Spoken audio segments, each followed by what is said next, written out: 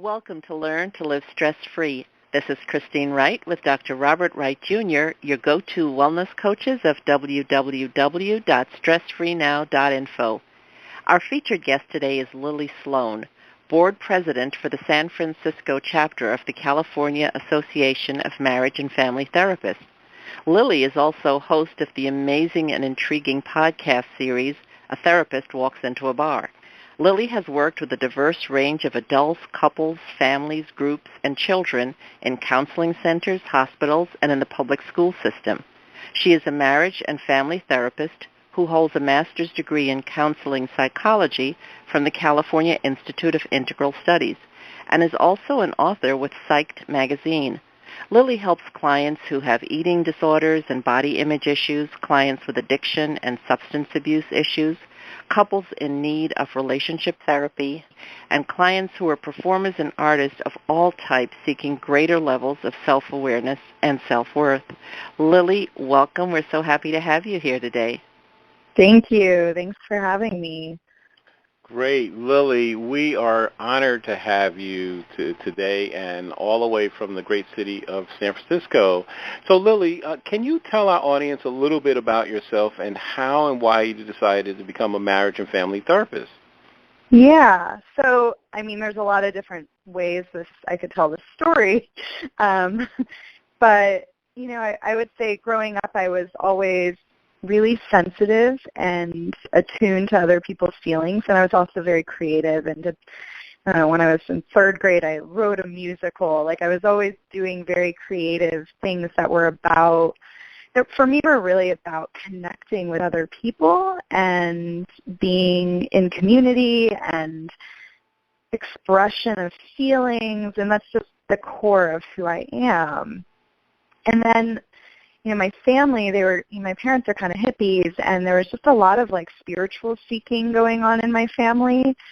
And what I learned over time, I think now in retrospect I can look back and see what I was really looking for that I wasn't getting, was there was a lot of effort to kind of transcend the self and put that aside.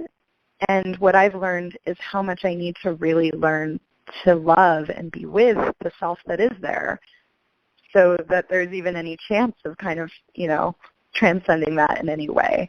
I'm really into the self. And psychology really allows me the ability to delve into that and go more deeply into that, and not always trying to fix and change things, but how to really be with what is there. And even if I didn't know it when I was younger and I was drawn to it, I've come to realize that was why I wanted to be on this path. And when I was 16, I took a psychology class in high school, and I was like, oh, this is what's been missing. All this amazing information about the psyche and, mental illness that was going on in my family, and, the things I was seeing around me, things started to just make sense, and I really felt a true calling. Wow, Lily, I am so touched. That is some story, and what you're basically talking about is the gap, the people feeling like an existential hole or something missing. So I know, our listeners can definitely identify with that.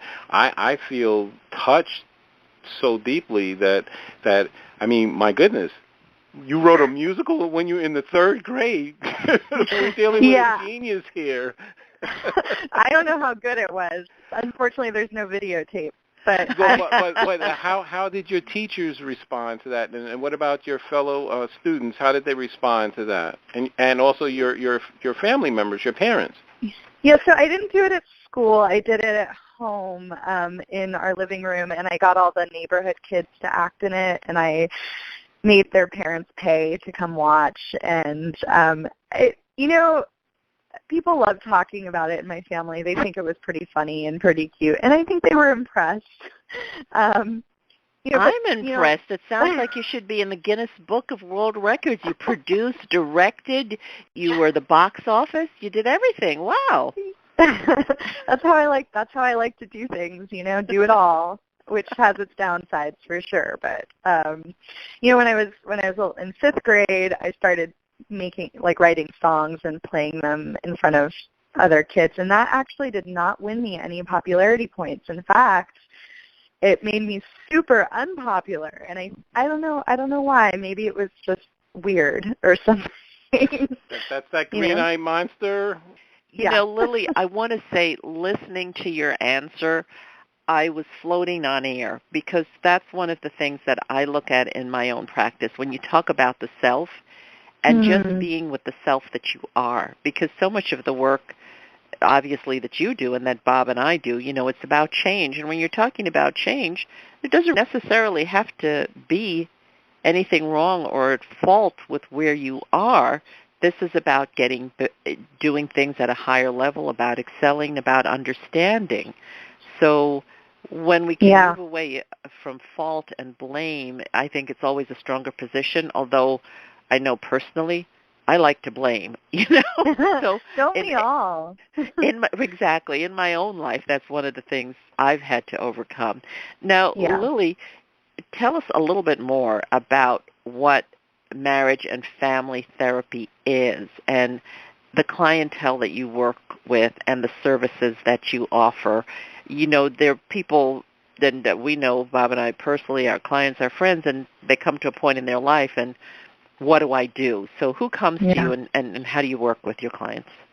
Yeah, well, one thing that I think is really important to clarify is that license title, marriage and family therapist, is really deceptive. I think people hear it and they think, oh, you only do marriage counseling, marriage counseling and couples therapy, and that's actually, in my practice, the smallest part of what I do. I mostly work with adult individuals, and at least in the state of California, that's the case, where it's just like the main license that people tend to go for here in California for doing this kind of work, but it's not limited at all to couples and families, even though there's plenty of that as well.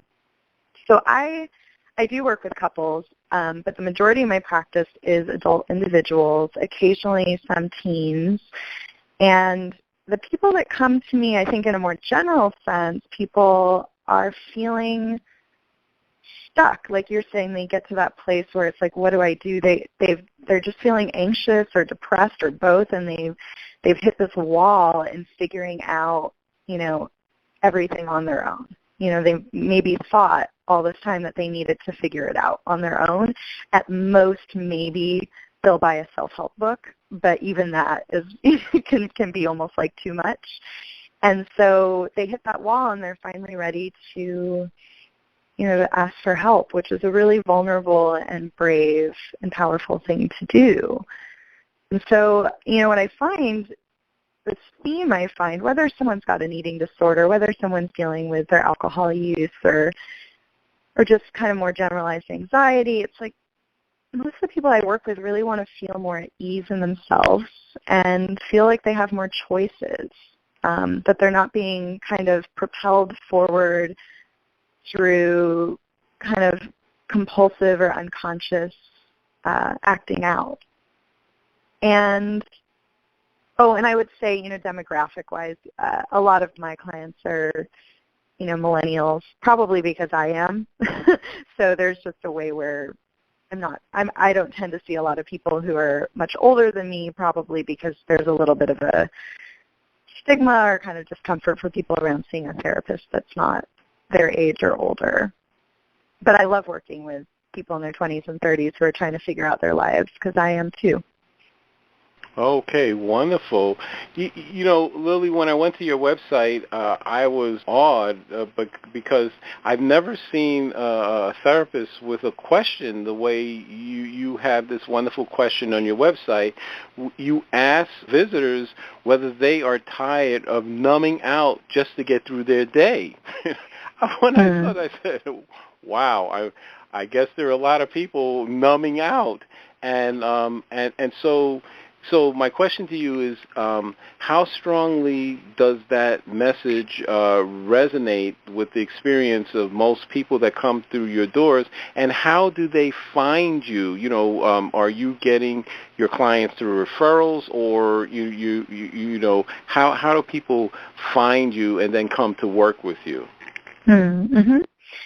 Yeah, I've had a few clients or potential clients, mention that they resonated with that message. Not everyone mentions it, but I really believe that it is tapping into something that's so core about what we're struggling with, at least as a culture, as a society. I mean, this is just what I see show up in my practice, which is that, and in my own therapy and out in the world when I'm interacting with all kinds of people, it's like people struggling with I think, kind of addictive type behaviors. I don't like to jump to calling something an addiction, but sort of compulsive behaviors that are there to kind of try to cope with feelings that we really don't know how to manage. So things like, I definitely struggle with tech addiction, which is being like stuck on my phone, checking Facebook compulsively, like not even knowing why I'm doing it. Or, people struggling with that with drugs and alcohol, with food, with exercise, with Netflix binges, which can be really fun sometimes, but can be too much sometimes too.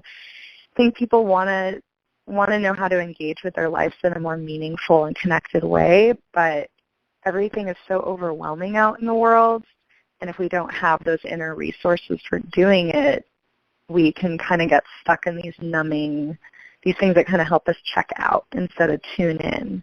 And I think that's, for me, what therapy is about, is how can we build our tolerance and tune in to what we're experiencing and into life instead of having to check out to just tolerate life.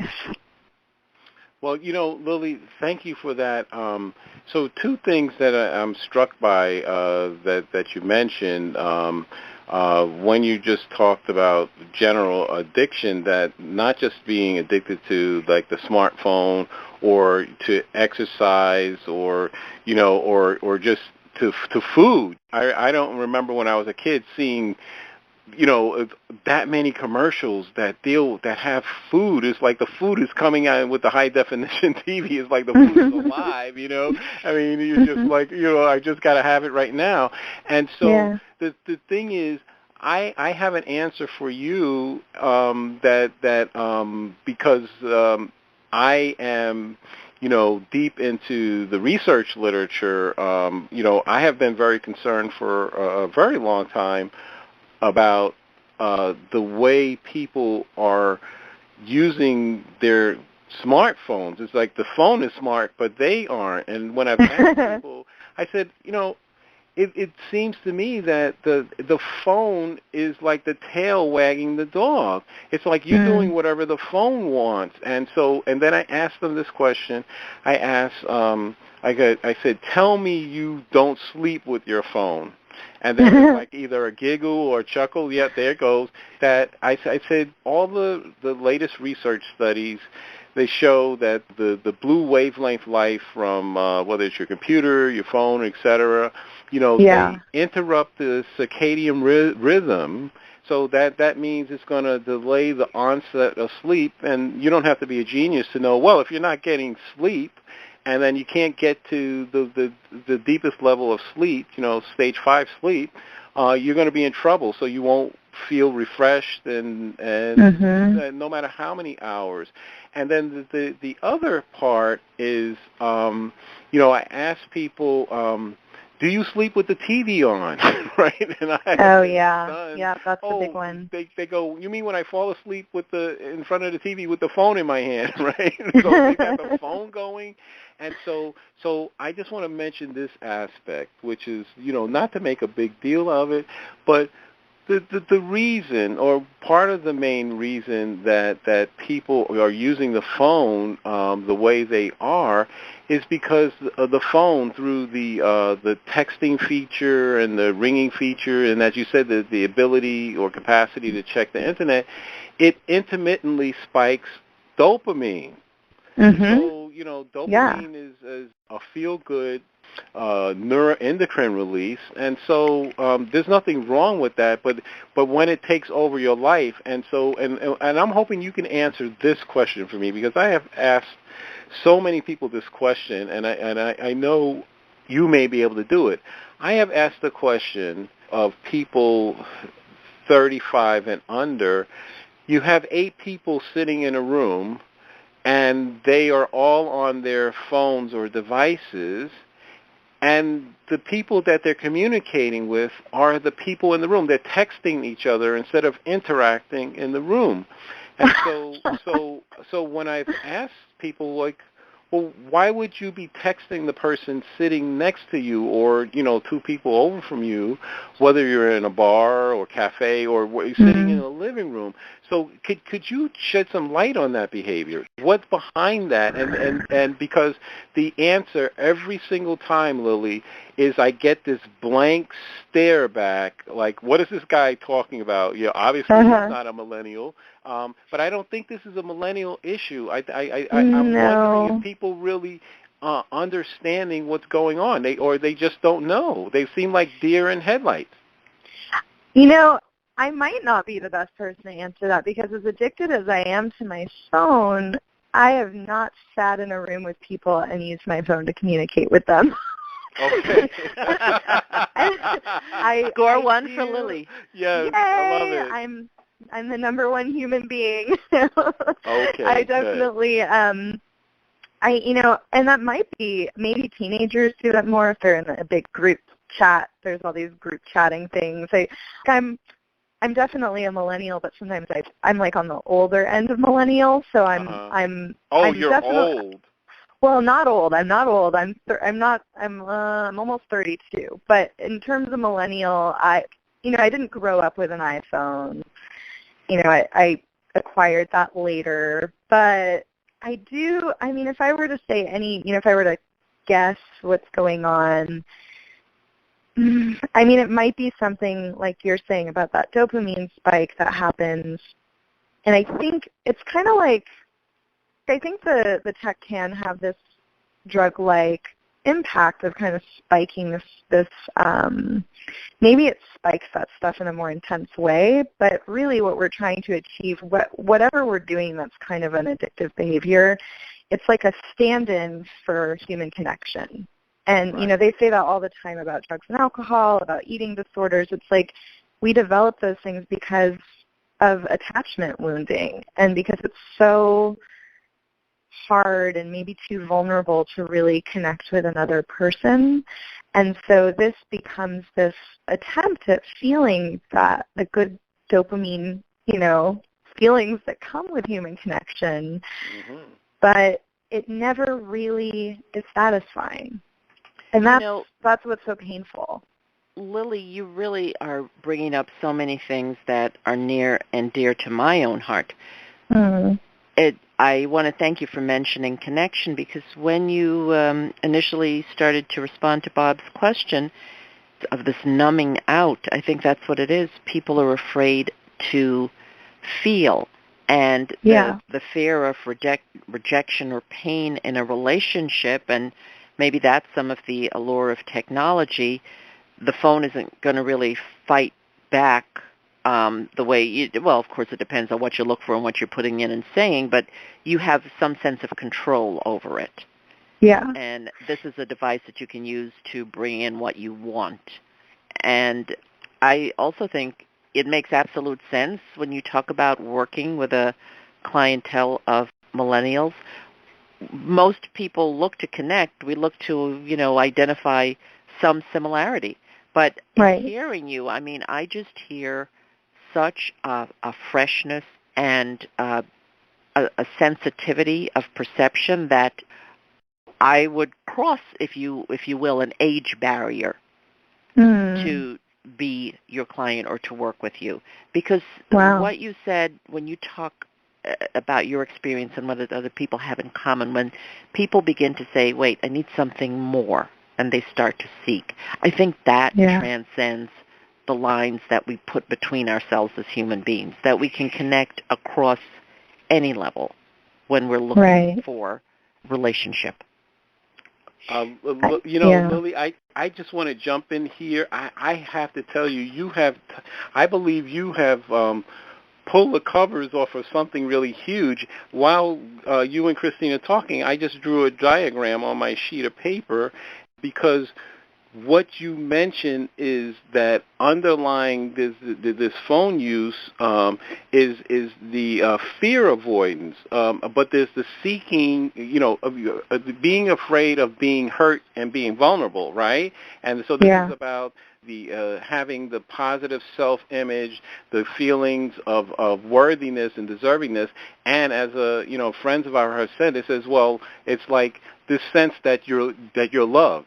And so the diagram that I drew here is because what you said is that the phone allows because it intimately spikes dopamine, and the brain likes that in terms of novel. You never know what's coming in, if it's going to be an important message or what.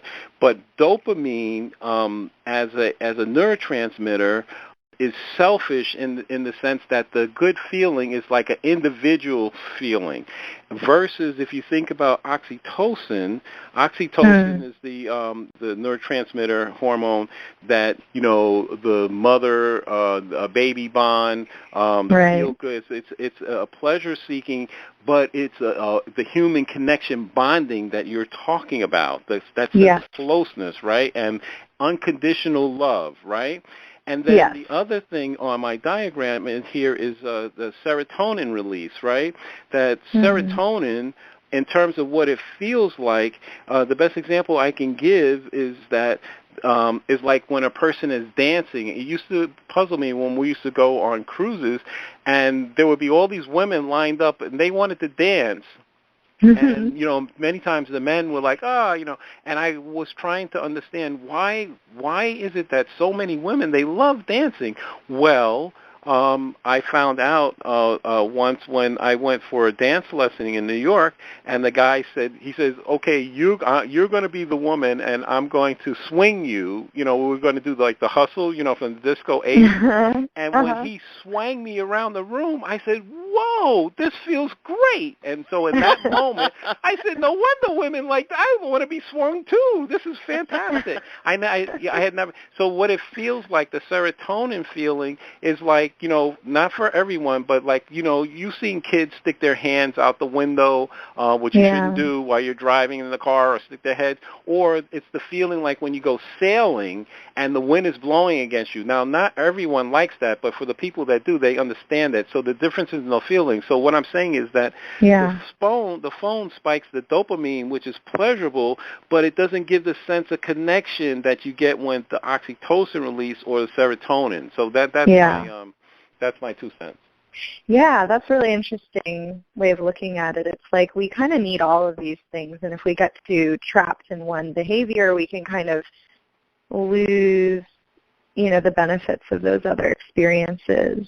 And yet that behavior feels safe and contained, and so we don't want to step out of it too far, but we're missing out on all these other capacities that we have for feeling. Right. I just want to move quickly to this question, Lily. You're saying so many things that are just bringing up so many issues. On your website, you indicate that you specialize in helping people heal their old wounds, and who doesn't have an old wound somewhere, especially emotionally. And then you help them discover new aspects about themselves and find more choice in their lives. We love that wording. Who doesn't want more choice? Well, not everyone, but many people need more choice. How rewarding is that for you to be able to help people in that special way? And can you think of an example where a client or somebody experienced transformational change from working with you? It's funny, I was in my own therapy on Monday, and I had one of those sessions where I was like, oh my God, not every session feels this way, because it can be a slow, long process, but like after years and years of, therapy, it's like, wow, I keep growing and like unpacking these layers of things that have been so painful and so hard through my whole life. And there's always something new. And so as a client, that's incredibly rewarding, and it reminds me of how important the work is that I'm doing with my clients. And I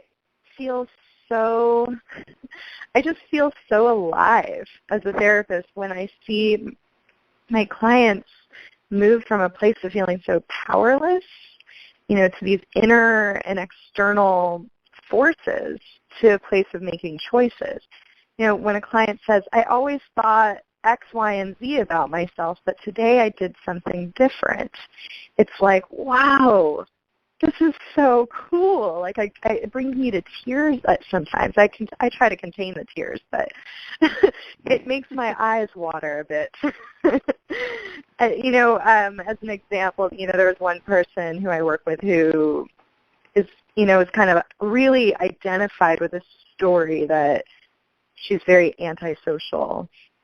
But as we keep kind of unpacking this and trying to understand, well, what does that even mean? And what is it about being social that you don't want? What is it about being social that you crave? And just seeing her become more and more aware of the way she really does want to engage with other people, and how that desire is there, and how, now there's the sadness that she doesn't have that in her life, but because she's feeling that sadness, there's space to start deciding, okay, well, I think I want to try to reach out and take this risk because I don't like feeling so disconnected anymore. There's like not amazing results that happen overnight. It's like you discover and rediscover yourself over and over again, and the new information just can start to take hold, and we have more flexibility in our lives. And that's what makes me so excited about this work. This is not why I thought I was going into this work, but it's what I found out, and I love it. I love it. We hear the excitement in your voice of how rewarding this is. You're welcome. You're welcome. And we want to continue this conversation. Audience, we'll be back in a moment on Learn to Live Stress-Free with our featured guest today, Lily Sloane. Hi, I'm Dr. Robert Wright, Jr., the Stress Relief Doctor, co-host of the Learn to Live Stress-Free podcast series. I'm an author, speaker, and stress management wellness coach. My published study is the first to show the connection between stress reduction, grief recovery, nitric oxide spiking, and the relaxation response. And my practical application of this knowledge helps you relieve the stresses of everyday life. I have the tools to dissolve your pain points quickly and effectively. Email me to find out how you can start to feel better now at stressfreenow.info/contact. That's stressfreenow.info/contact. Have you been procrastinating about completing an important project or pursuing a treasured dream? Christine Wright specializes in helping her coaching clients to lay out clear, elegant strategies. She shows you how to quickly build your confidence to uncover and eliminate your habitual patterns of resistance and self-sabotage. Christine helps you discover those meaningful insights that will get you to do what works so you can celebrate your successes. Go to stressfreenow.info/contact to let Christine know that you're ready to live your ideal life now. Again, that's stressfreenow.info/contact. Welcome back to Learn to Live Stress-Free. We're continuing our conversation with Lily Sloane. Lily, I've been saying this all through the show, and I'm going to keep on saying it all through the show. I'm really enjoying listening to you. And before the break, when you were talking about your own insights when you're the client and just seeing the breakthrough when you're the therapist, I could feel your enthusiasm. And you also mentioned something earlier in our conversation about this attachment wounded. And I think that's a really important part of what people experience in their lives. And I don't know that people know that much about it and how important it is when you can feel loved and safe in your family. Could you just expand a little bit on this attachment wounded and how important feeling loved is? Yeah, that's been so huge in understanding myself and understanding others. Just, this kind of attachment theory has been around for a while, but it's gotten a lot more popular more recently, and especially with the neuroscience field coming in and looking at the effect of attachment on the brain. And I'm not an expert in that, so I'm not going to try to explain that, but it it really resonates with me and really makes sense in my work. I'd say that feeling loved and like you belong somewhere is a driving force for us. I mean, definitely for me, but I think for people. And it, you could argue it's a biological function for survival, or that it's maybe there's a deeper mystical, spiritual purpose in that too. I can't speak to that. But when we don't experience this love and connection with our caregivers, which, often kind of shows up through them really at being able to attune to us and our needs and who we are, not impose their own agenda on us. And they can kind of mirror back what we're putting out. And the love has to be really unconditional. Our minds, if we don't get that, our minds can kind of fill in that space with anything that we can get a hold of. And often, that can be a really strong kind of critical voice. Different people react in different ways. Like, in an attachment wound, might look like, because we didn't get our needs met when we were little, in terms of love, we might be more anxious in our seeking of approval from the outside. Maybe more, you might have a partner that calls you needy, which is, I hate that word, but that might happen. Or we might be more shut down because we're already like, nope, don't want to even take a risk, don't want to deal with rejection, people aren't reliable, I'm just going to shut down, on my own, I don't need others, I'm going to have this wall up. And those are ways that, those wounds from early on kind of, impact us through our entire lives. Because ideally, we get that love we need as children and we internalize it. And then as adults, when things aren't going so well, we can draw on it to know that things are going to be okay. It makes our self-love less conditional. And when we don't get it, we don't internalize it. And it's really hard to feel secure. Our sense of self is so precarious. And there's always these waves, in life, like just lapping up on us of just crap that's coming at us all the time. Maybe some periods of calm, but life is just like that. And when we have this internalized sense, we can really tolerate those forces. And we can, Lily, I feel like I need to, you've pushed us into the deep end of the pool now, because I actually can shed some light on the neuroscience of the anxiety and okay. So you're familiar with Bowlby. There's a guy named Bowlby who's big in the attachment literature, and so underlying many of the behaviors that we're actually talking about has to do with fear.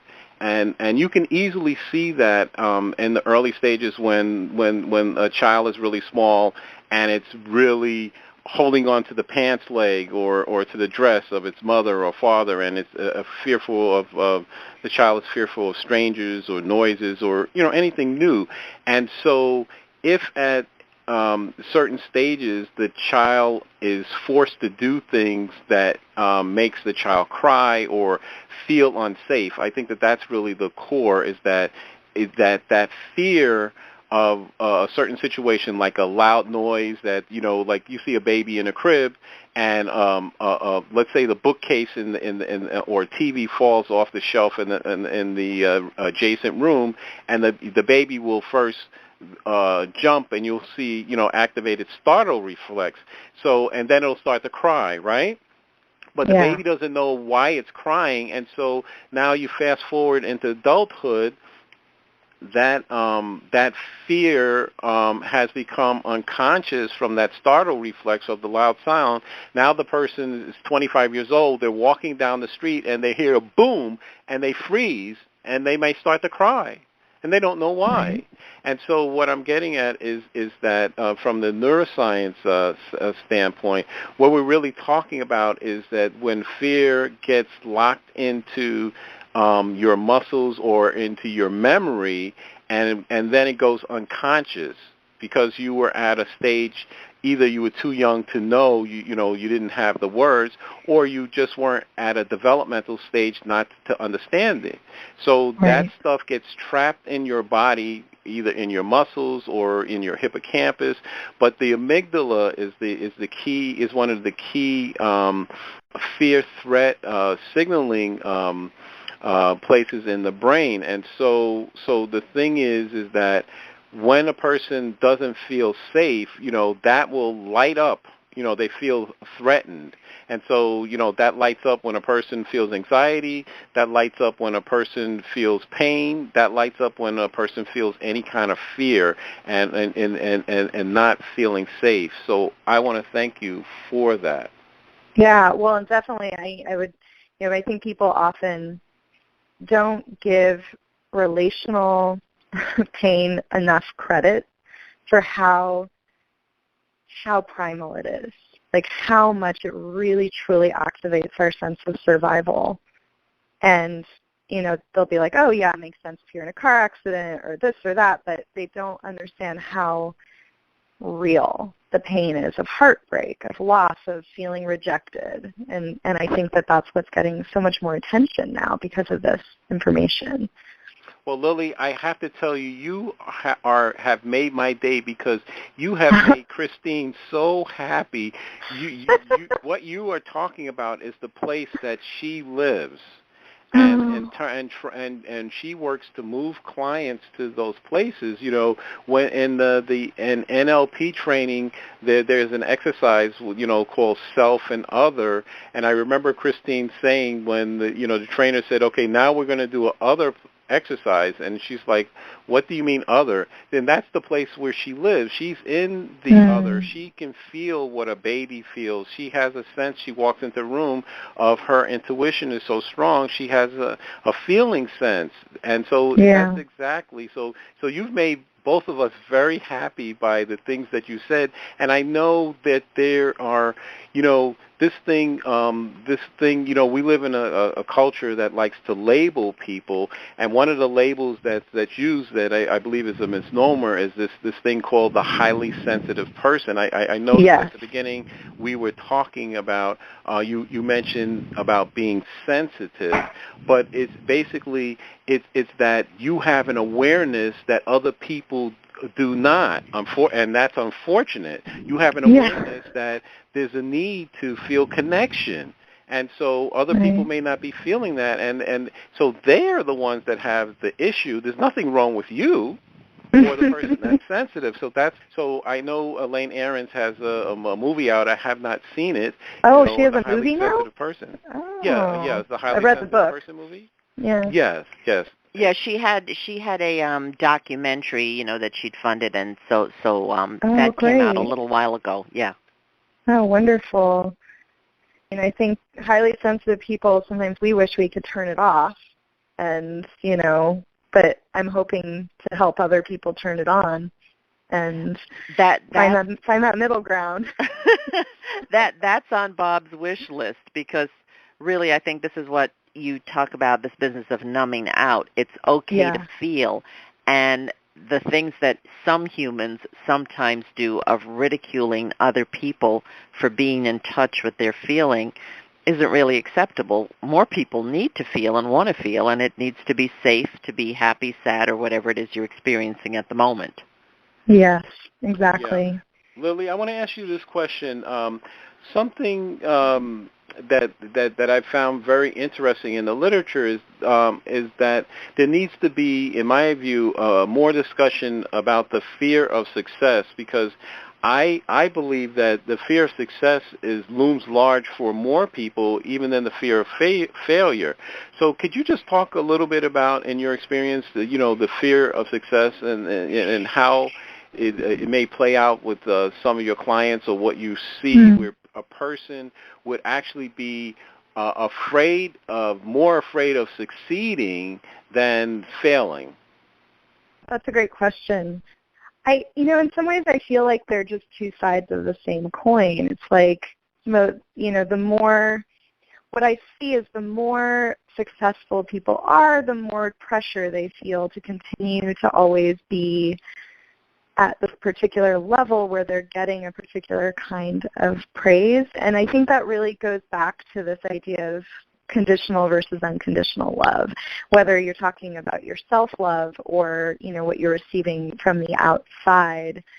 And I see people react to success by either going towards it and driving towards it really, really hard, or completely avoiding it because it's so scary. And either way, there's this anxiety that's driving the behavior. And I like to work with performers. I have my own background in performing, and what I've noticed is there's a way where when we do something that's quote unquote successful, or we're in the spotlight in some kind of way for something neat that we've done or something impressive that we've done, it's like it feels really good for a minute, and then there's this kind of depression afterwards that can hit. And what I've come to understand that as is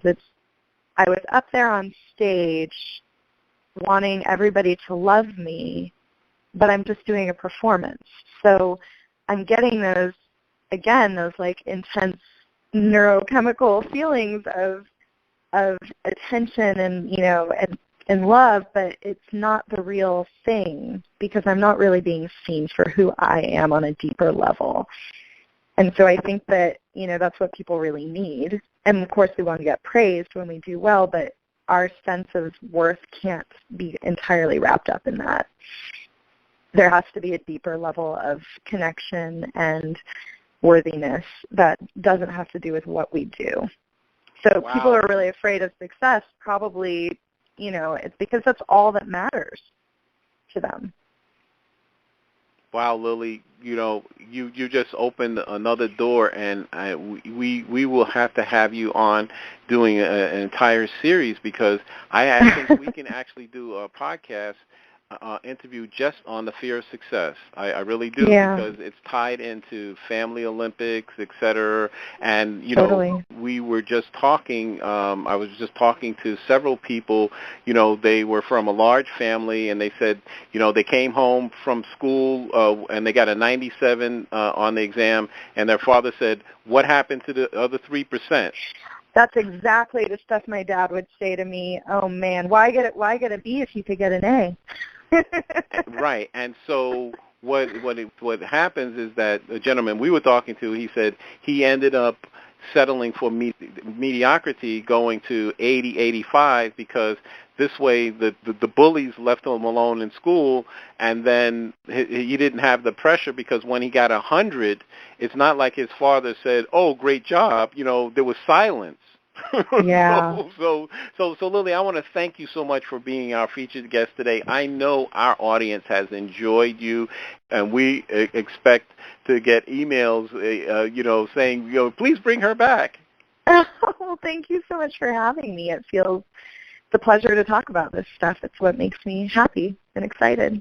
Thank you, Lily. We really appreciate your being on the show and sharing your experiences with us and our audience, and you just brought a lot of things to mind for both Bob and myself. Lily, would you share your contact information with our audience so that they can find out the best way to listen to your own podcast show and to learn more about you and your work? Yeah, so great way to find me is at lilysloane.com, and my podcast is at atherapistwalksintoabar.com. It's also on iTunes under A Therapist Walks Into a Bar, and on Stitcher for Android users, SoundCloud. I'm on Twitter at LSloaneTherapy, and I can be emailed at lilysloane@gmail.com. And email's a great way to reach me because of my tech addiction. So I'm always available. See, it does come in handy. It has a wonderful use. Speaking as a therapist in the bar and cafe, right? Because I love that you also interview people in cafes and on the street. That is just fantastic. Yeah, I did it in the park the other day, and there was a lot of people with alcohol in the park, so I considered it a bar. Hey, that works. So listeners, if you want to check out Lily's podcast, go to atherapistwalksintoabar.com. You can hear it on iTunes or on Stitcher. Also check out Lily's website at lilysloane.com. That's LILYSLOANE, lilysloane.com. Email Lily at lilysloane@gmail.com. Check her out on Twitter at LSloaneTherapy. She's there waiting to hear your stories from the bar. So thank you so much, Lily. Thank you. You're welcome. Lily, what final thoughts or key idea would you like our audience to take away from today's broadcast? I think what I keep coming back to is how much I want people to be patient with themselves in this process of growth, and that it's so hard and there's so much there to be, unpacked, and that it's okay to feel your feelings and to be sad and to be scared and to really want other people and need other people. That is so lovely. Great. Thank you. That's wonderful. And then, Lily, I just want to say in closing that I love the word that you're using, unpack. I tend to use the word excavate. Right? Oh, so I like that too. I go, unpack. That's very excellent. So, audience, I wanted to thank you for listening, and I want to thank Lily Sloane again for being our featured podcast today. She has just been incredible, and so thank you for listening wherever you are and whatever time zone you're in right now. We certainly appreciate your presence, and we trust that you'll benefit in some way from the information that we delivered during today's podcast show. We welcome and look forward to receiving your comments about our show.